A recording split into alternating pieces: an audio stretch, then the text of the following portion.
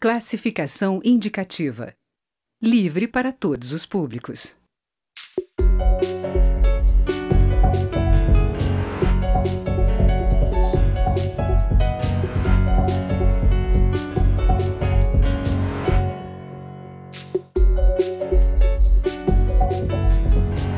Olá!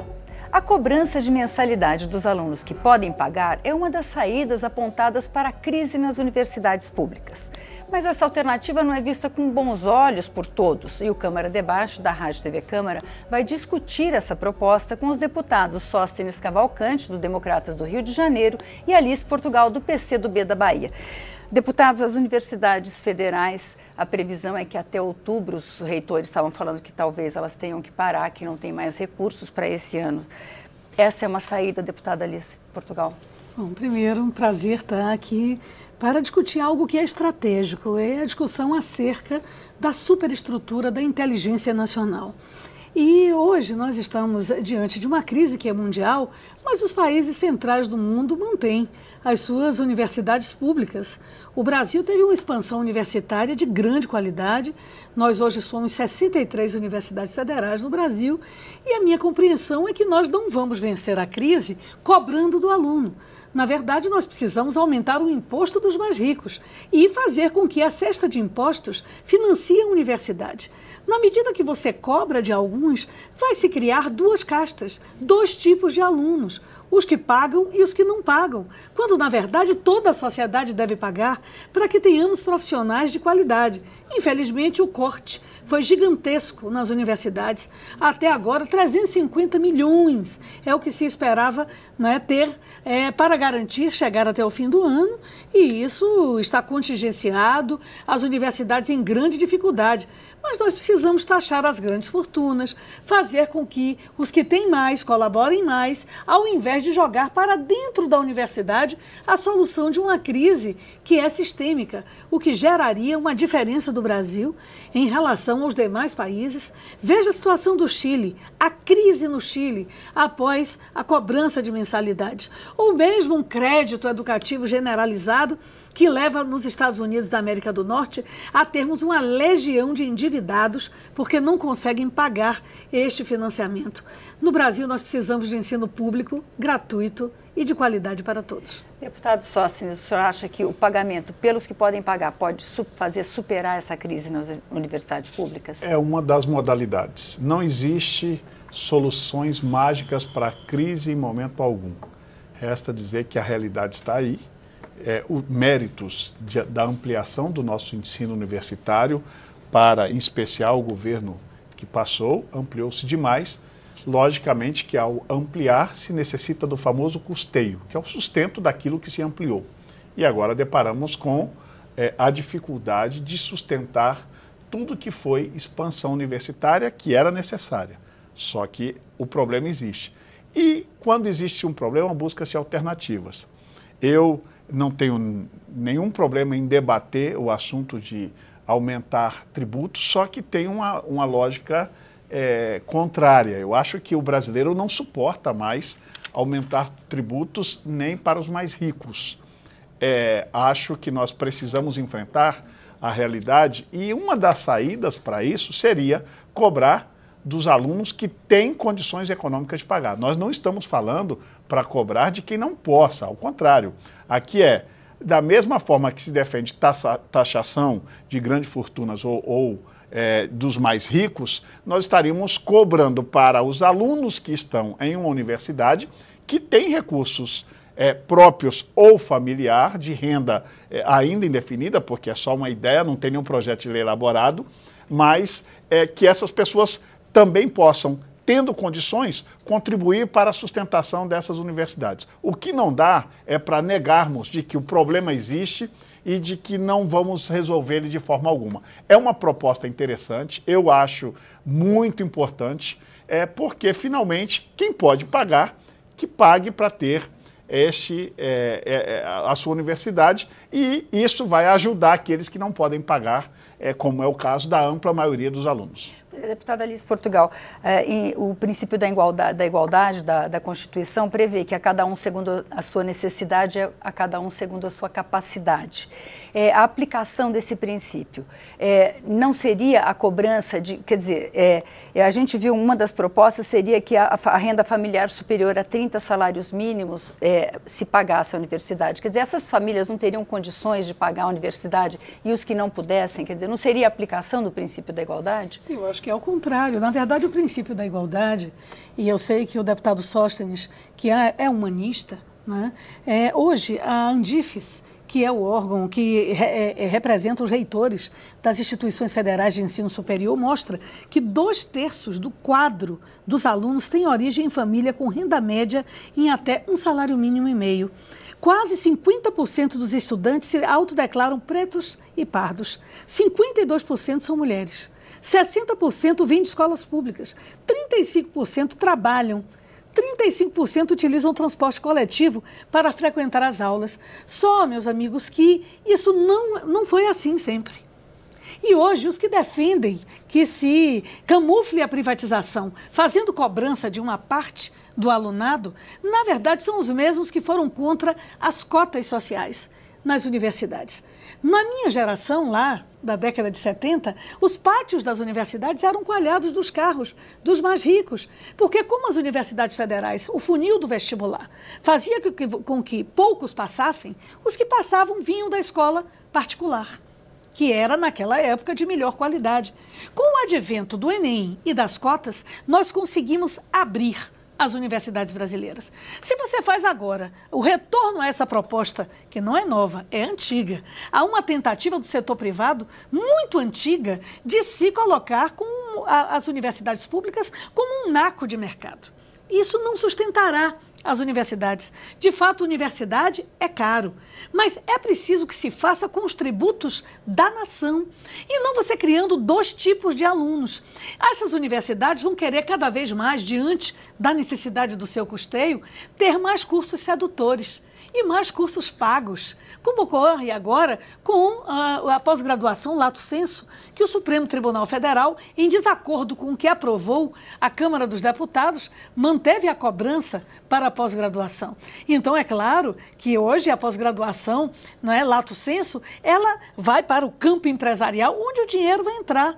Nós teríamos universidades que estariam voltando à sua vocação para a área que necessariamente lhe trouxesse mais lucro.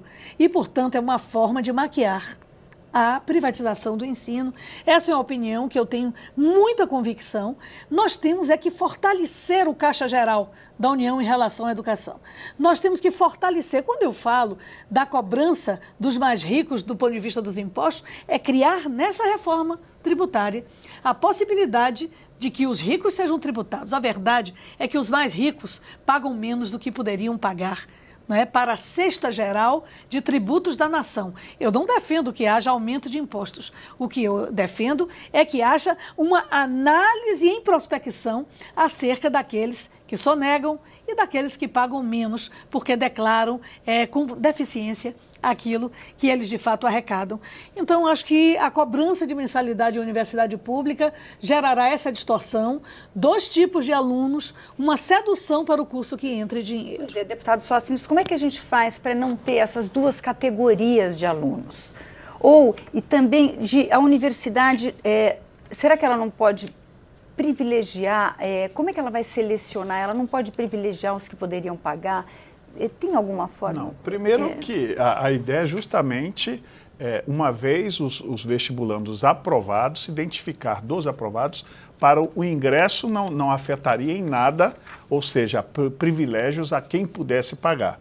Uma vez feito o vestibular aprovado, vai-se na admissão ver aqueles que têm condições de teto salarial de ajudar na contribuição da universidade. Então, no ingresso não haveria esse problema, porque o ingresso é feito através de vestibular. Segundo, eu tenho convicção de que nós brasileiros somos um país tão vocacionado para viver em paz e harmonia, de que o aluno que tiver condições de fazer essa contribuição, é bom deixar claro de que ele não está pagando integralmente a sua universidade. A proposta nem é essa, é ter uma taxa para a contribuição, e acho que isso seria visto por quem paga como uma taxa social. Isso daria, inclusive ao ambiente universitário, este clima que a deputada, apesar da gente discordar em alguns itens, eu reconheço os avanços que houveram e jamais quero que a universidade seja um nicho de mercado para ricos. E nisso eu reconheço que houve alguns avanços, mesmo discordando de alguns tipos de cotas, porque eu acredito muito mais na cota social, como ela falou, e não em outras. A cota social acho que é justíssima quando a gente debate e falamos inclusive de valores econômicos familiares, ou até mesmo, como alguns defendem, a questão de cotas raciais, que é um tema um pouco mais fruto de que a gente pode debater um pouco em outro momento. Mas eu tenho convicção de que esse sentimento daquele que vai pagar não será de segregação ou haverá um ambiente. Eu acho que isso produzirá o que a sociedade brasileira sempre viveu e quer viver em paz e harmonia e praticando justiça social. Eu tenho um pouco mais, eu vou ajudar quem não tem. Isso vai, inclusive, ajudar aqueles que nasceram, como nós dizemos no jargão popular, em berço de ouro, a poder praticar no seu dia a dia, na sua formação, a justiça social com quem menos tem. A gente vai fazer um pequeno intervalo e volta daqui a pouco.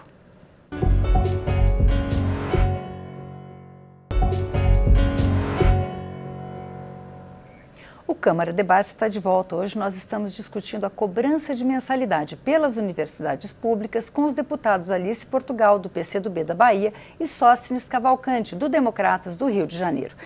Deputada Alice Portugal, o Brasil ampliou muito o acesso ao ensino universitário, mas existe um questionamento sobre a qualidade do ensino básico no país. Será que não seria o caso de não investir tanto no ensino universitário e direcionar para o ensino básico esse dinheiro? Esse sempre é um debate que se coloca à mesa, especialmente em tempos de crise.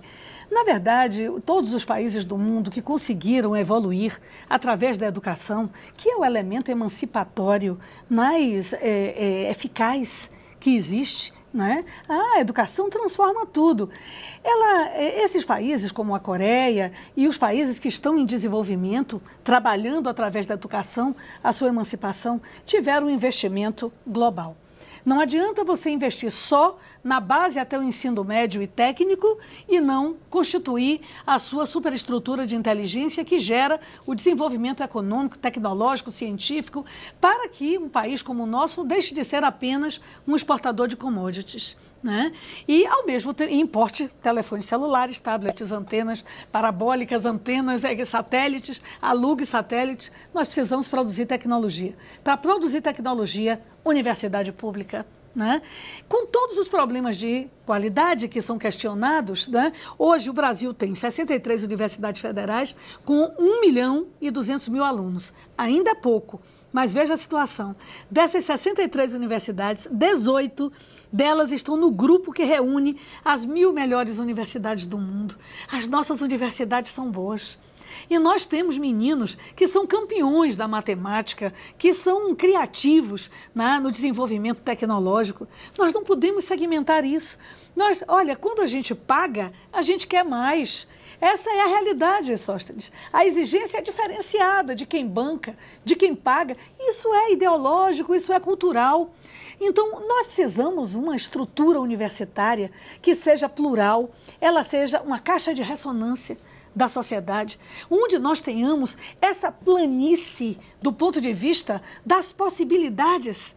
E, a partir disso, o desenvolvimento se dá. Eu fico impressionada, os meninos das cotas. Em tese, eles deveriam, porque vieram de uma escola pública, terem um menor desempenho. Mas eles são iguais ou melhores em todas as pesquisas feitas pela Andifes, que é insuspeita, não é? Na análise intrínseca das universidades brasileiras. Cobrar será um engano, querido Sóstenes. Cobrar, na minha compreensão, nós poderemos correr esse risco. E mesmo no alto da boa intenção de alguns, como eu reconheço em você, né, nós teremos a segmentação da instituição, nós não manteremos, porque pesquisa é cara, extensão é cara. Né? Universidade, ela é elemento estratégico. Então, o governo Temer, infelizmente, o que ele está fazendo é algo temerário, é complicado. Você fazer um corte tão um radical. Hoje eu estou com os dados em mãos. Esse ano, os cortes anunciados atingiram a 3,6 bilhões de despesas diretas do MEC. Isso é muito grave, além de 700 milhões em emendas parlamentares para a área da educação. Levando em conta o total previsto, a pasta realizou um contingenciamento de 15%. Então, é definir prioridade. Você pode até diminuir a quantidade de asfalto no Brasil, né? Mas é preciso manter as instituições e, ao mesmo tempo, cumprir o Plano Nacional de Educação para garantir que o ensino básico ele chegue a termo com qualidade. Deputado Sóstenes, a Constituição prevê que o ensino seja público e gratuito. Não é uma forma a gente começar a cobrar na universidade, não é uma forma do Estado se desobrigar do ensino público e gratuito nas universidades? Eu acho que é ao contrário. Primeiro que nós não estamos falando que o aluno vai pagar o seu curso integralmente. Ele vai dar uma ajuda de uma taxa, definir uma taxa de ajuda. Então, automaticamente, o Estado não vai se eximir da sua responsabilidade. Ele vai diminuir um pouco da sua responsabilidade para ajudar aqueles que não têm condições de pagar. O que não der para a gente conviver com algumas realidades que nós estamos vivendo hoje. Eu não vou entrar em debates, até porque o programa é de entrevista, alguns números que a deputada trouxe, até porque o ministro já se pronunciou que está existindo uma desinformação com esses números. Depois você pode até ver o posicionamento do ministro e entrar no site do MEC para rebater números, mas não é debate o programa. Eu quero só me ater a nossa entrevista em si, é tão importante. E dizer que este item em especial das nossas universidades, eu outro dia fui visitar o UFRJ no meu estado, o centro de pesquisa que a deputada tão bem fala, que o governo que aí está, se fosse responsabilidade de um governo, isso não é responsabilidade de um governo, é de uma estrutura, e aí eu não vou partidarizar o assunto, porque não quero fazer isso num programa, porque não é o fim. Isso vem de todos os governos anteriores, todos, sem exceção, e do atual. Estive há alguns meses atrás no centro de pesquisa da UFRJ no Rio. O gerador, lá tem pesquisas de mais de 50 anos. Genética, tantas coisas importantes para o futuro da pesquisa científica do Brasil. Mais de 50 anos guardados em ambientes que necessitam ter energia própria. O gerador deste local é emprestado. Isso já fazem alguns anos. Não é desse governo, não.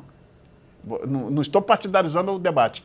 Olha o risco que nós temos de que se aquele gerador que é emprestado, que está abaixo da metade da capacidade necessária, se aquele gerador se desliga, nós perdermos mais de 50 anos de pesquisa da UFRJ, uma das principais universidades do país. Isso é a realidade da UFRJ. Se a gente vai para outros campos, por exemplo, eu estou acabando de vir do Ministério da Educação com a UESO, que é do estado, lá da capital do Rio de Janeiro, da Zona Oeste, que é uma universidade estadual, que se não tiver um emergencial e algum socorro de 30 milhões, eles vão fechar as portas. É essa a realidade que está se vivendo. Quando nós temos todo um país em crise, não tem solução para nenhum lugar. Quando a gente propõe uma ideia dessa, de que quem mais tem vai ajudar, nós estamos pedindo e não vai pagar, não. Quem tem e quem tem condições, fazer uma ajuda.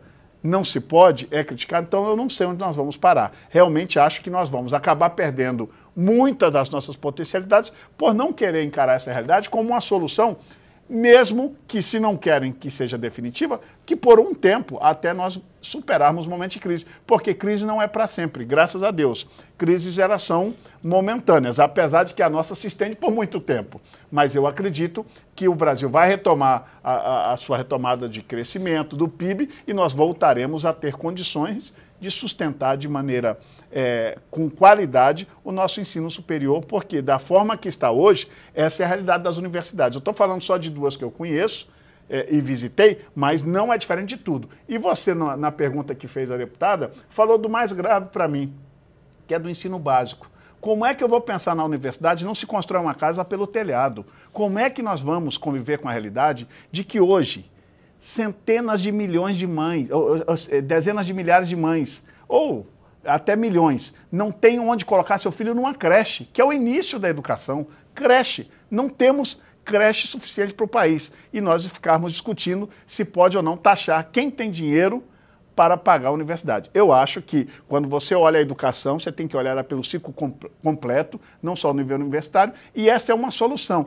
que não resolve o problema da educação. Para mim ele é muito mais complexo. Eu que sou do estado do Rio de Janeiro e que vi Leonel Brizola construir um dos maiores projetos educacionais que conheço, que é o famoso CIEP, que funciona até hoje. Quem não viu Brizola vivo, e olha que eu não sou brizolista, mas devo reconhecer que o legado dele está no nosso estado. Eu acho que essa é a forma que a gente tem que olhar a educação, em especial, olhando a educação, é que a gente faz essa proposta simples de solução, mesmo que paliativa, que não seja duradoura, para resolvermos o nosso problema.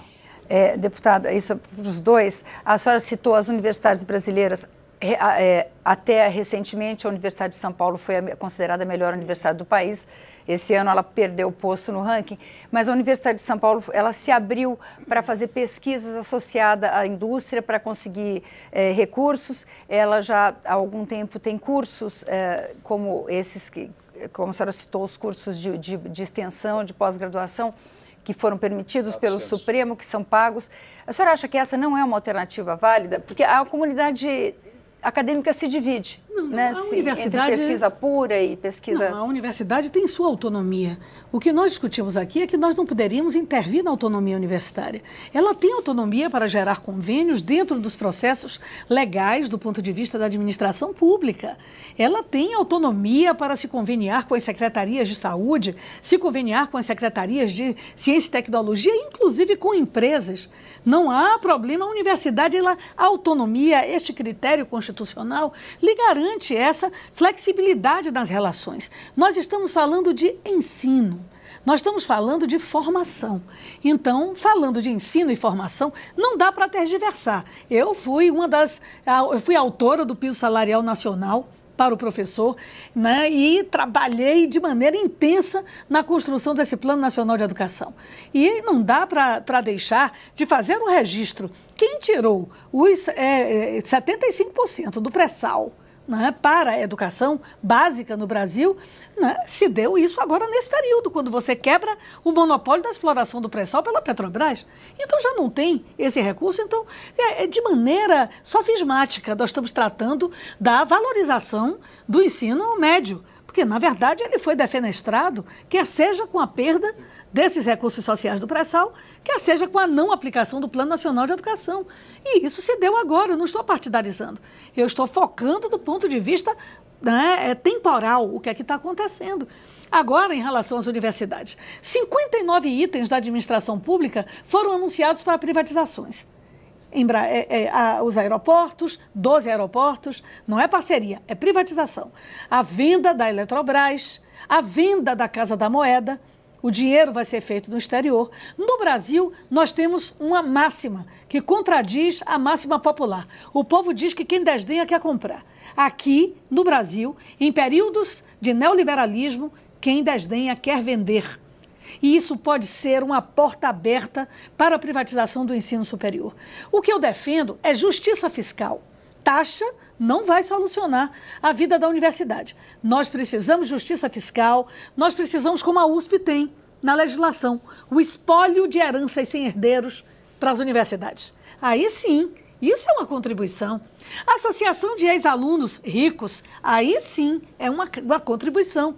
Mas alunado, para ser igual, horizontal, tem que ser mantido de maneira pública e igual, onde não haja diferença de etnia, não haja diferença de origem, não haja diferença efetiva do ponto de vista, inclusive, da sua formação original. A universidade tem que se abrir para todos. Deputado Suassuna. E por isso eu não, de maneira nenhuma, posso concordar, nem eu, nem os estudantes brasileiros, nem a comunidade universitária, com cobrança nas universidades. Eu tenho muito respeito à deputada Alice Portugal. Logicamente que os nossos pontos de vista ideológicos em alguns momentos divergem, como neste item, mas sempre com muito respeito, até porque é dever nosso, a nossa convivência parlamentar, as mulheres são tão poucas nesta casa que a gente tem que agora, e vai aumentar, você pode ficar tranquilo aqui, convicção na capacidade de vocês e do eleitorado brasileiro. A presença da mulher engrandece o parlamento. Mas dizer de que a decisão da USP é uma das tantas que eu acho que deve ser seguida já aproveitando a autonomia das universidades. E tenho certeza de que esse debate que agora já suscita e graças a Deus que estamos suscitando esse debate, vai levar a reitores e autonomia, respeitando as autonomias das universidades, a pensar em uma alternativa. Já várias universidades têm taxas em alguns cursos, fora do curso regular, para ajudar nesse momento de tamanha deficiência. Acho que isso vai despertar o interesse e fazer com que as universidades, com a sua autonomia, melhorem sua gestão e resolvam um problema. O que não dá é para a gente viver o mundo do faz de contas, o conto de fadas, de que a universidade está tudo bem, tudo está funcionando uma maravilha, que a culpa é só desse governo que tem um ano, e como que se a gente entrasse nas universidades e os prédios estivessem todos reformados, tudo funcionando a mil maravilhas, não é esse conto de fada. O aluno que está do outro lado da televisão sabe a realidade. O pai do aluno conhece a realidade das universidades e não é de um ano para cá. Nós estamos vivendo um momento de crise, que precisamos e vamos superá-lo. Mas esse problema já se arrasta há muitos anos. É só ver as nossas universidades, a época que foram construídas, e suas manutenções. Quando é que foi feita a última manutenção em algumas universidades? Vai lá que você vai ver o caos, em especial no meu estado.